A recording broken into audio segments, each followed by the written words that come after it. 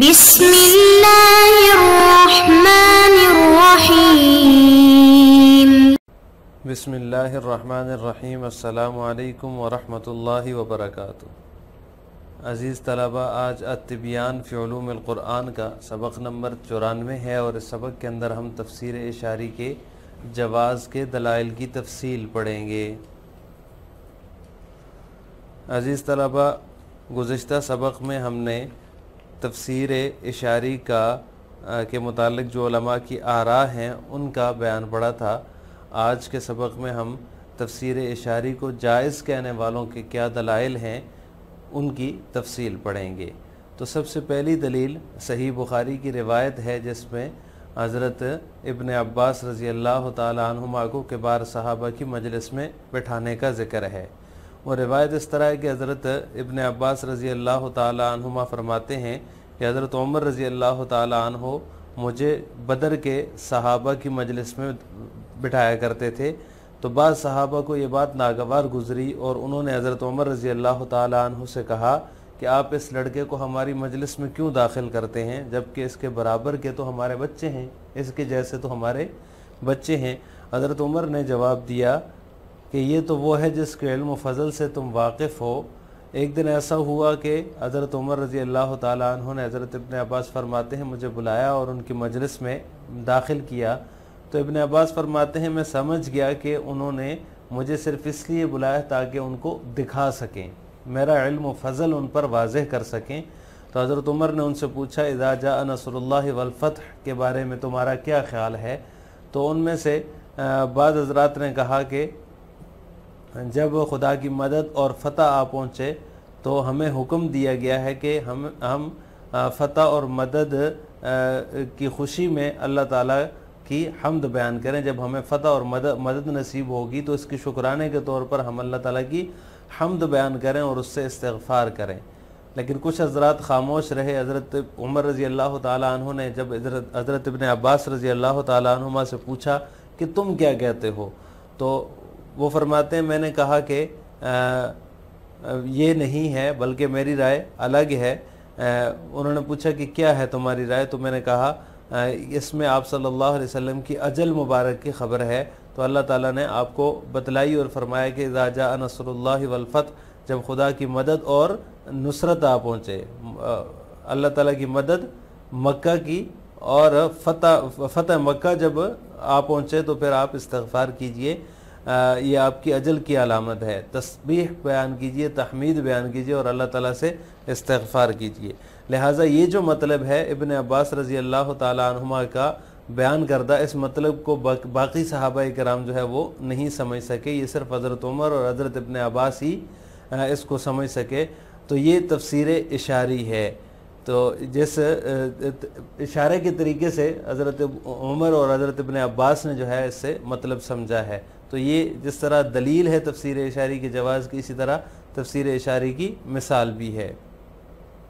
اب اس کا تعلق جو ہے وہ اللہ تعالیٰ جو ہے وہ خاص طور پر اپنے مخلوق میں سے جس کو چاہیں اس پر اس کو الہام کرتے ہیں تفسیر اشاری کو، اور اپنے بعض بندوں کو اس سے آگاہ فرماتے ہیں۔ تو لہٰذا اس جو سورہ مبارکہ ہے، سورہ اذا جاء نصر اللہ والفتح، اس میں آپ صلی اللہ علیہ وسلم کی وصال کی، آپ صلی اللہ علیہ وسلم کی وفات کی خبر ہے اور اس کے قریب ہونے کی طرف اشارہ ہے، جو کہ صرف حضرت ابن عباس اور حضرت عمر رضی اللہ تعالیٰ عنہما ہی سمجھ سکے۔ اسی طرح دوسری دلیل اس کی یہ ہے کہ آپ صلی اللہ علیہ وسلم نے ایک دن خطبہ ارشاد فرمایا اور خطبے میں فرمایا کہ اللہ نے ایک بندے کو دنیا اور جو کچھ اس کے پاس ہے اس کے درمیان اختیار دیا، لیکن بندے نے اس کو اختیار کیا جو اللہ کے پاس تھا۔ جب یہ حدیث بیان کی آپ صلی اللہ علیہ وسلم نے خطبے میں، تو حضرت ابوبکر رضی اللہ تعالیٰ عنہ یہ سن کر رونے لگے۔ صحابہ کہتے ہیں ہمیں عجیب لگا کہ حضرت ابوبکر کیوں رو رہے ہیں۔ ایک روایت میں ہے کہ حضرت ابوبکر نے کہا ہمارے ماں باپ آپ پر قربان ہو یا رسول اللہ۔ تو راوی کہتے ہیں کہ ہمیں ان کا رونا جو ہے بڑا عجیب لگا۔ تو جب آپ صلی اللہ علیہ وسلم کی وفات ہو گئی، آپ دنیا سے تشریف لے گئے، تو ہمیں پتہ چلا کہ وہ عبد مخیر آپ ہی تھے جن کو اختیار دیا گیا تھا۔ تو حضرت ابوبکر جو ہے اشارے سے سمجھ گئے کہ یہ اس میں آپ صلی اللہ علیہ وسلم کی وفات کی خبر ہے، آپ صلی اللہ علیہ وسلم کے انتقال کی خبر ہے۔ تو یہ جو تفسیر اشاری کی جائز ہونے کی دلیل ہے اور یہ تفسیر اشاری کی مثال ہے۔ أدلة المجيزين وقد استدل القائلون بجواز التفسير الإشاري بما رواه البخاري رحمه الله في صحيحه في باب التفسير عند تفسير سورة النصر، ونص الحديث عن ابن عباس رضي الله تعالى عنهما أنه قال كان عمر يدخلني مع أشياخ بدر فكأن بعضهم وجد في نفسه فقال لم تدخل هذا معنا ولنا أبناء مثله، فقال إنه من علمتم، فدعاني ذات يوم فأدخلني معهم. قال فما رأيت أنه دعاني إلا ليريهم، فقال عمر ما تقولون في قول الله تعالى إذا جاء نصر الله والفتح؟ فقال بعضهم أمرنا بأن نحمد الله ونستغفره إذا نصرنا وفتح علينا، وسكت بعضهم فلم يقل شيئا. فقال لي أكذا تقول يا ابن عباس؟ قلت لا. قال فما تقول؟ قلت هو أجل رسول الله صلى الله عليه وسلم أعلمه، فقال إذا جاء نصر الله والفتح فذلك علامة أجلك فسبح بحمد ربك واستغفره إنه كان توابا. فقال عمر رضي الله تعالى عنه ما أعلم منها إلا ما تقول. فهذا الفهم من ابن عباس لم يفهمه بقية الصحابة، وإنما فهمه عمر رضي الله تعالى عنه وفهمه ابن عباس رضي الله تعالى عنهما، وهو من التفسير الإشاري الذي يلهمه الله من شاء من خلقه من شاء من خلقه ويطلع عليه بعض عباده. فالسورة الكريمة فيها نعي للنبي عليه الصلاة والسلام وإشارة إلى ذنوب أجله، ومثل هذا ما ورد في الحديث الشريف أن النبي صلى الله عليه وسلم خطب الناس يوما فقال في جملة خطبته إن الله خير عبدا بين الدنيا وبين ما عنده فاختار ما عنده، فبكى أبو بكر رضي الله تعالى عنه. وفي رواية فقال فديناك يا رسول الله بآبائنا وأمهاتنا، فعجبنا له يبكي. فلما قبض رسول الله صلى الله عليه وسلم علمنا أنه كان هو المخير، وكان أبو بكر رضي الله تعالى عنه أعلمنا. فأبو بكر الصديق رضي الله تعالى عنه فهم بطريق الإشارة ما لم يفهمه عامة الصحابة رضي الله تعالى عنهم، وكان الأمر كما قال. عدلۃ المجیزین تفسیر اشاری کے جواز کے دلائل۔ تفسیر اشاری کو جائز کہنے والوں جو ہے جائز کہنے والوں نے استدلال کیا ہے اس روایت سے جس کو امام بخاری رحمہ اللہ تعالیٰ نے اپنی کتاب صحیح بخاری کے باب التفسیر میں سورہ نصر کی تفسیر کرتے ہوئے نقل کیا ہے۔ حدیث کے الفاظ یہ ہیں کہ حضرت ابن عباس رضی اللہ تعالیٰ عنہما فرماتے ہیں کہ حضرت عمر مجھے بدر کے کبار صحابہ کی مجلس میں داخل کر لیا کرتے تھے، تو بعض صحابہ کو یہ بات ناگوار گزری تو انہوں نے حضرت عمر سے کہا کہ آپ اس لڑکے کو ہمارے ساتھ مجلس میں کیوں داخل کرتے ہیں جبکہ اس کے جیسے تو ہمارے بیٹے ہیں۔ حضرت عمر نے جواب دیا یہ تو وہ ہے جس کے علم و فضل سے تم واقف ہو۔ چنانچہ حضرت عمر نے ایک دن مجھے بلایا اور ان کی مجلس میں داخل کیا، اور حضرت ابن عباس رضی اللہ تعالیٰ عنہ فرماتے ہیں کہ میں سمجھ گیا کہ انہوں نے مجھے صرف اس لیے بلایا ہے الا لیریہم، تاکہ انہیں میرا علم و فضل دکھا سکیں۔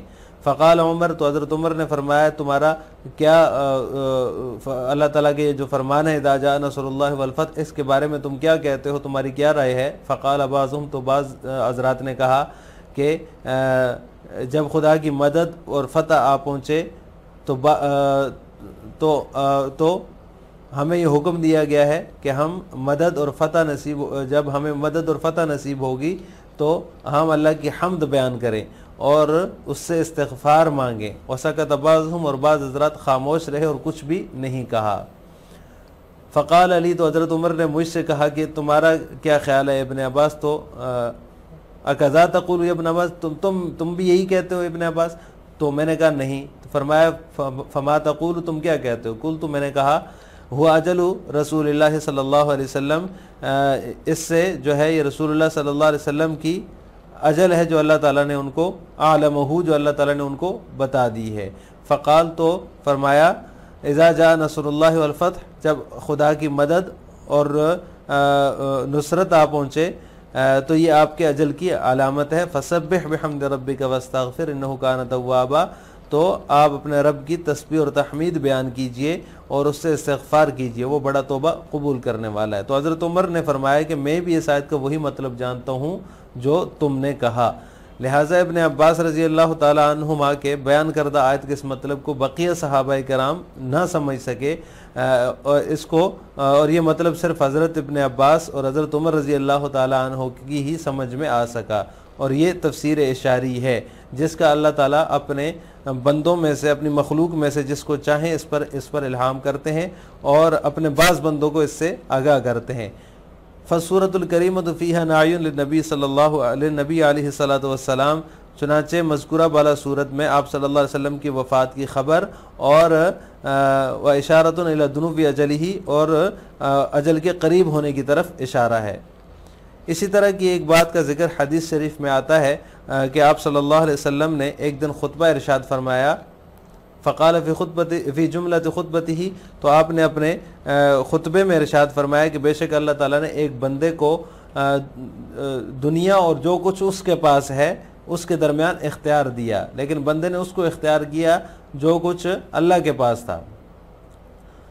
فبکا ابو بکر، یہ سن کر حضرت ابو بکر رونے لگے، اور ایک روایت میں ہے کہ حضرت ابو بکر نے فرمایا کہ یا رسول اللہ ہمارے ماں باپ آپ پر قربان ہو۔ راوی کہتے ہیں کہ حضرت ابو بکر کے رونے پر ہمیں تعجب ہوا، جب آپ صلی اللہ علیہ وسلم اس دنیا سے تشریف لے کے وفات ہو گئی تو ہمیں معلوم ہوا کہ انہ کان هو المخیر، کہ عبد مخیر تو آپ ہی تھے۔ حضرت ابو بکر رضی اللہ تعالیٰ عنہ جو ہیں وہ وکان ابو بکر اعلمنا، اور حضرت ابو بکر جو ہے وہ ہم سب میں سے زیادہ جاننے والے تھے، زیادہ علم والے تھے۔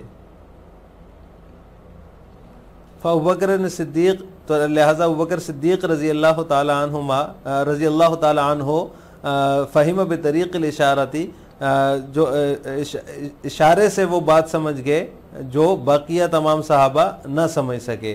وکان الامر کما قال، اور واقع اسی طرح ہوا جیسا کہ حضرت ابوبکر کا خیال تھا، لہٰذا آج کے سبق کا خلاصہ یہ ہوا کہ ہم نے تفسیر اشاری کے جو جواز ہے، اس کے جو قائلین ہیں ان کے جو دلائل ہیں ان کی تفصیل پڑھی ہے۔ تو جس طرح یہ تفسیر اشاری کے جواز کے دلائل ہیں، اسی طرح یہ تفسیر اشاری کے جواز کی مثالیں بھی ہیں، جس کو حضرت ابوبکر، حضرت عمر اور اسی طرح حضرت ابن عباس رضی اللہ تعالیٰ عنہم کے علاوہ کوئی نہیں سمجھ سکا۔ آخر میں آپ سے دو سوال ہیں۔ حضرت عمر ابن عباس رضی اللہ تعالیٰ عنہما کو کبار صحابہ کی مجلس میں کیوں بٹھاتے تھے؟ نمبر 2، ابن عباس رضی اللہ تعالیٰ عنہما کے مطابق اذا جاء نصر اللہ کی تفسیر کیا ہے؟ ان دونوں سوالوں کا جواب آپ نے کمنٹ باکس میں دینا ہے۔ السلام علیکم ورحمۃ اللہ وبرکاتہ۔